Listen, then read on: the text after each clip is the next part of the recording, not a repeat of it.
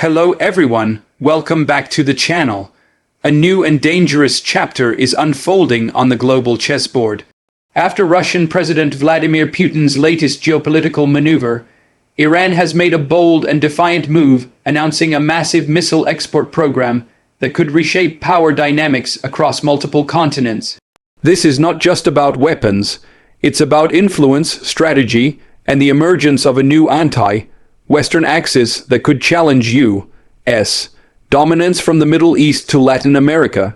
Tehran's announcement came shortly after high-level talks between Russian and Iranian officials, fueling speculation that Moscow and Tehran are coordinating their defense industries in ways the world hasn't seen before. According to reports from Tehran's state media, Iran plans to begin exporting advanced missile systems, including precision-guided ballistic and cruise missiles, to nations considered partners in resistance. And what's raising alarms across Washington is not just who might buy these missiles, but where they could end up. In recent months, U.S. intelligence agencies have picked up growing activity between Iran and Venezuela, a partnership that's quietly strengthened since Western sanctions hit both nations hard. The idea of Iranian missile technology reaching Latin America just a few hundred miles off U.S. shores is sending shockwaves through Pentagon briefings and intelligence circles. Tehran's new export plan comes at a critical moment. With Russia's ongoing confrontation with NATO and China expanding its military footprint in the Pacific, Iran's entry into global arms export markets signals a confident and strategic shift. No longer content with being a regional power, Iran appears to be stepping onto the global stage of military diplomacy, seeking to arm America's adversaries and rewrite the rules of deterrence. Iran's defense minister, Mohammad Reza Ashtiani, declared that Iran's missile technology is battle-proven, affordable, and ready for export. That statement was both a sales pitch and a warning. After decades of being under sanctions, Iran has developed one of the most resilient and independent arms industries in the world.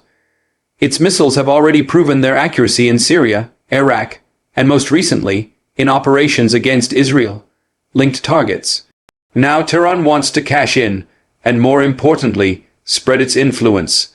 The announcement followed Putin's latest move, a formal military and industrial cooperation pact between Russia and several sanctioned nations, including Iran. This deal, observers say, could allow Moscow to act as a broker for Iranian missile sales, quietly moving components or technologies through shadow networks to allies across Africa, Asia, and Latin America. The bigger picture is clear. The world is witnessing the rise of a new informal alliance between Russia, Iran, and Venezuela, backed by quiet support from China.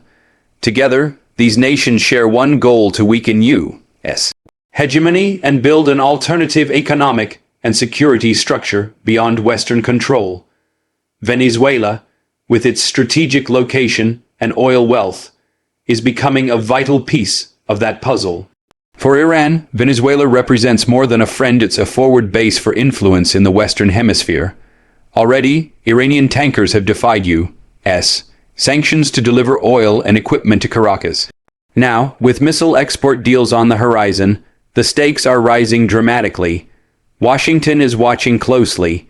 Intelligence leaks suggest U.S. surveillance satellites have detected cargo flights and naval shipments between Iran and Venezuela, though officials have not confirmed what's being transferred. The fear is that Iran could soon deploy short-range ballistic systems or anti-ship missiles to Venezuelan soil, potentially threatening U.S. naval operations in the Caribbean, or even creating a deterrent zone similar to the 1962 Cuban Missile Crisis. Analysts are calling this Tehran's most ambitious foreign move since the Islamic Revolution of 1979. Iran's missile program has long been at the center of international controversy. Despite heavy sanctions, sabotage attempts, and cyber attacks like Stuxnet, Iran has developed a diverse arsenal that includes short, medium, and long-range ballistic missiles. Its capabilities have reached a point where its systems can strike targets over 2,000 kilometers away, covering most of the Middle East and parts of Europe.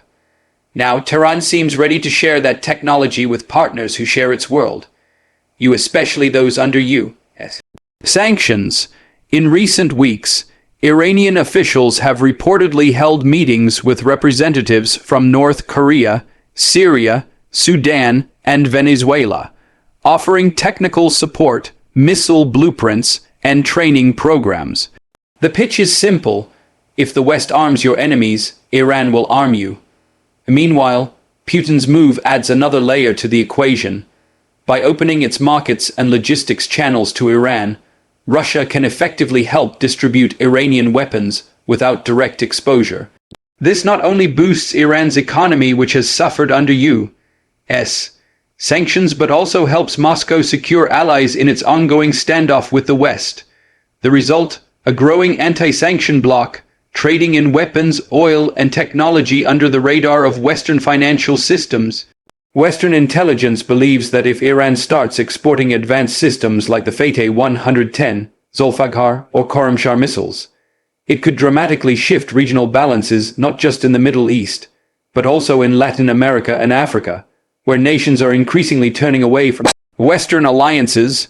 For instance, Venezuela's President Nicolas Maduro has already expressed interest in acquiring Iranian drones and radar systems. Adding Iranian ballistic missile technology to that mix could create the first true military, industrial partnership between Tehran and a Western Hemisphere nation, a nightmare scenario for Washington. This could also complicate U.S. efforts in the Caribbean and Central America, regions long considered part of America's strategic backyard. The idea of Iranian-made missiles stationed in the Western Hemisphere evokes historical parallels with Cold War tensions. Only this time, the alliance is not purely ideological, it's economic, strategic, and multipolar. Iran's strategy is not just to sell missiles, but to export deterrence, by empowering smaller nations to stand up to U.S. influence. Tehran is building a global web of resistance from Yemen to Venezuela, from Syria to Sudan. At the same time, Iran is reaping diplomatic benefits. Nations cut off from the Western financial system now view Tehran as a viable supplier, one who understands the pain of sanctions and can provide technology without political strings. But this also brings risks. The United States and its allies are unlikely to sit quietly. Washington may respond with new layers of sanctions, targeted cyber operations, or covert actions designed to disrupt Iran's arms trade. Israel, too, may see this export plan as a red line, fearing that Iranian missiles could eventually be rerouted or engineered by Hezbollah or other proxy forces. There's also growing concern about technology proliferation. If Iran begins exporting advanced guidance systems or solid fuel propulsion tech, it could accelerate arms races in unstable regions. Already, reports suggest that several African and Asian countries have shown interest in purchasing low-cost Iranian missile defense systems, a direct challenge to U.S. and European arms dominance. Meanwhile, Iran's state media is celebrating the announcement as proof that the Islamic Republic has become a global defense power. They highlight the country's self-reliance and ability to produce high-precision systems despite decades of isolation. But experts warn that this move could push Tehran into dangerous territory, exposing it to international backlash and heightening the risk of direct confrontation with the United States. Still, Iran seems undeterred. Officials insist the missile exports will be legal, defensive, and transparent. They argue that Western nations have sold far deadlier weapons for decades, and that Iran has every right to sell its products to friendly states.